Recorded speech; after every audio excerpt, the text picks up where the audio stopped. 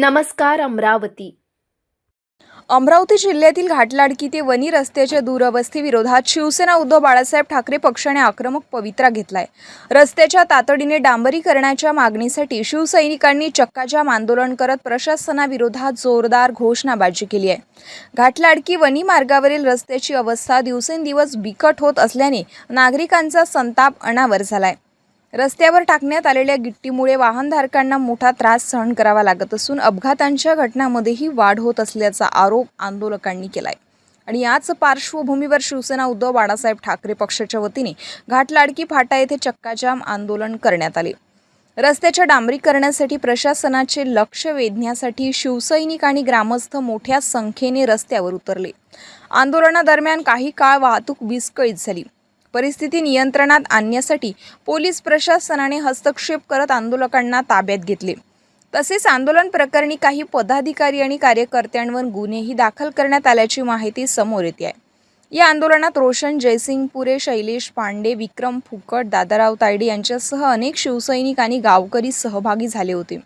रस्त्याच्या खराब अवस्थेमुळे वाहनांचे नुकसान होत असून नागरिकांच्या जीवितालाही धोका निर्माण होत असल्याचं आंदोलकांचं मत आहे.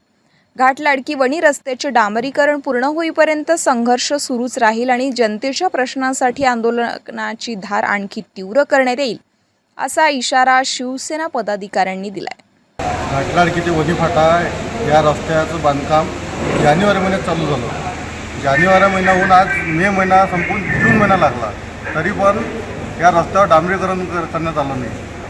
सर्वीकडे खडीकरण करून घेतलं आणि कधी डांबराचं कारण सांगून, कधी निधीचं कारण सांगून यांनी वारंवार टाळाटाळ केली. यासाठी शिवसेना उद्धव बाळासाहेब ठाकरे पक्षाच्या वतीने आम्ही आज आंदोलन करण्याचं निवेदन दिलं होतं. आंदोलन केलं.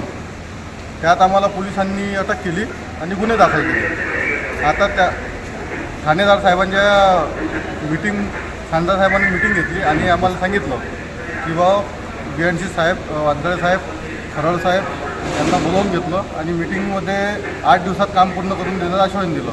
8 दिवसात जर काम पूर्ण झालेलं नाही तर आम्ही पुन्हा यापेक्षा उग्र आंदोलन करू. रस्त्याच्या दुरवस्थेमुळे संतप्त झालेल्या नागरिकांनी आणि शिवसैनिकांनी आता आरपारची लढाई सुरू केली असून प्रशासन या मागणीवर किती लवकर निर्णय घेते याकडे आता सर्वांचं लक्ष लागून आहे.